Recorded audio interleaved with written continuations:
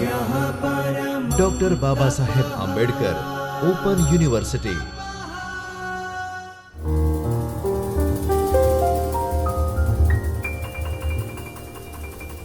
Hello friends, Namaskar. I, Dr. Bhavna Trivedi, an assistant professor of English, welcome you all to Dr. Babasaheb Ambedkar Open University video lecture series. Today, in this session, I am going to talk about Freud's psychoanalysis. That is one of the topics of paper number 6, unit number 1, modern age, where different theories of modern period have been discussed. Sigmund Freud had developed a dynamic form of psychology that he called as psychoanalysis. Initially, it was taken as a means of analysis and cure of neurons, but very soon it expanded into certain developments and practices in the world of civilization, mythology, literature, and art. Freud was born on 6th of May 1856 in the Empire of Austria, which is today known as Czech Republic. His primary interests were neurology and neuropathology. From the very childhood, he was deeply interested in these two subjects. Neurology is the science that deals with the problems of neurons, while neuropathology is the science that deals with the impacts of neurons on human body. He entered the University of Vienna in 1873 and completed his MD in 1881. In 1885, he happened to receive a grant to work with a very renowned neurologist of that time, that is Jean-Martin Charcot. This particular neurologist used to practice hypnosis to cure the disease of hysteria, which was very prevailing and found in women especially at that time. This particular experience triggered Freud's interest in the unconscious mind, in the world of psychology especially, and study of unconscious mind. And we find this particular topic, unconscious mind and its processes, this particular theme is found recurring again and again throughout his career. Freud introduced several influential concepts like Oedipus complex, dream analysis, that model of human personality divided into ID, ego and superego, structural model of human psyche. All these particular concepts have been very influential throughout the world of psychology. His numerous works throughout his career are mostly the compilation of his own case studies.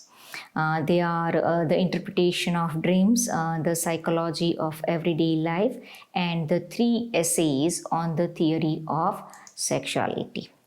Freud died in London on 23rd of September 1939, but his influence on psychology and on world of literature and art remains pervasive and profound. He radically changed our thought process, emphasizing the power of human mind and especially the power of unconscious mind. Thus, he pioneers certain therapeutic techniques that continue to be practiced today even. Freud says human mind is very powerful, a tool to understand, to predict human personality. A human mind, he says, is divided into 2 parts. It is structured into 2 parts, conscious mind and unconscious mind. Conscious mind is that portion of which we are aware about. Our actions and thoughts. that we know very well and we have awareness about that. While unconscious mind includes things outside of that consciousness, maybe in the form of desires, dreams, intentions, plans, right? Kind of inner a world that we can call. And the impacts of unconscious mind, though we are not aware about such a mind, such a portion of our personality, but they continue affect on our behavior. Now, to understand this particular aspect, this theory, theorists have tried to make this particular idea theory analogous to that iceberg. You must be knowing an iceberg is that gigantic mountain found in ocean. If we see, only peak of the iceberg is seen on the surface. That is, very tiny portion of iceberg is seen. That must be of, I think, 15% of thing, while rest of the iceberg is found underneath the water, right? That we cannot see, probably of 85%. So theorist says that conscious mind is only of tiny portion of our personality, of our part, our mind, while unconscious mind, that is a major portion, is found underneath, that is in unconscious state.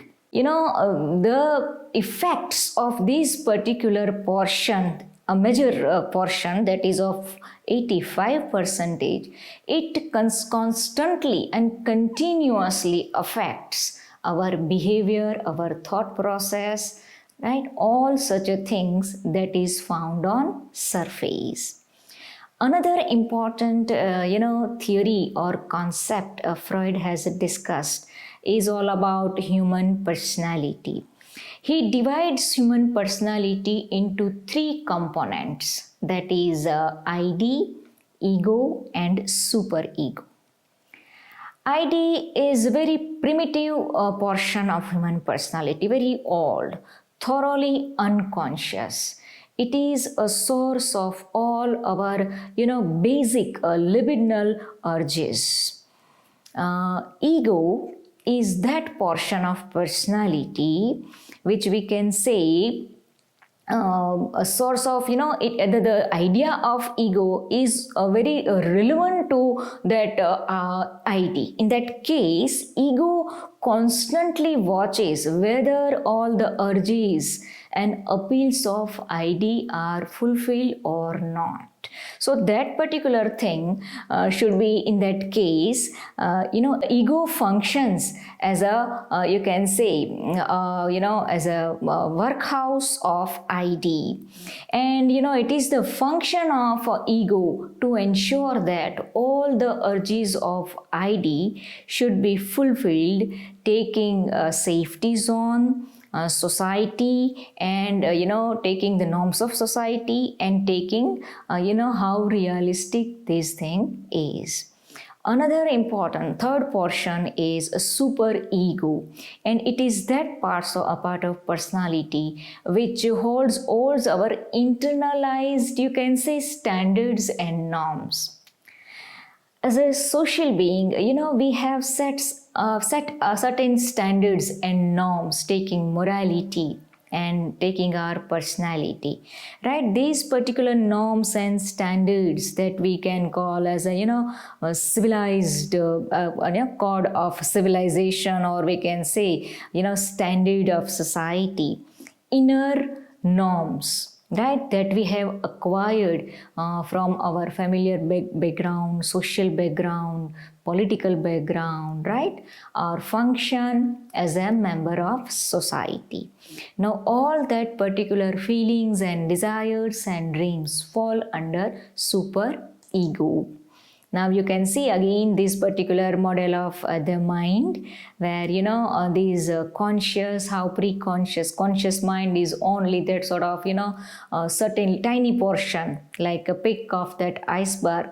Then the other portion ego falls under pre-conscious mind, and id and superego are totally unconscious. In a Freudian theory, unconscious mind plays very important role, right? Taking this particular aspect, Freud had studied so many cases, his patients, especially as he was practicing as a neurologist, as a psychologist. So studying of unconscious mind is a major idea in Freudian theory, and he finds dreams, right, as a key to understand unconscious mind, and that is why he calls dream as a royal road to unconscious mind. Freud says that, if we analyze our dream, right, we can find out the hidden suppressed desires, wishes, kind of human feelings that we have. And by studying dreams, one can, cure so many mental disorders. So to understand this particular aspect, Freud divides the content of dreams into two parts, the manifest content and the latent content. The manifest content is that portion of dream of which we are aware about. In dream, the figures, the places, the events, the objects, all such a things that we know even after waking up. Right? If we can describe and talk about such objects even after waking up, then they are called the content of manifest dream. And latent kind of content is that portion of dream, maybe in the form of certain hints or symbols, or you can say substitutes, or we can say certain ideas which we are not aware of, or even a person cannot describe it after waking up. So it is a kind of you can say unconscious type of world. Now most important question over here is how this particular Freudian theory can be correlated with the world of literature and art. Right? Freud has not described or delineated any theory of aesthetics or art, but he finds literature as an ideal corpus to understand this particular theory, the idea of unconscious mind. And we find lots of allusions and references and quotations taking from literature. So the characters, situations, stories, and the literature that we study, right, comes up with variety of words, and these particular words are corpus to understand this particular idea of psychoanalysis.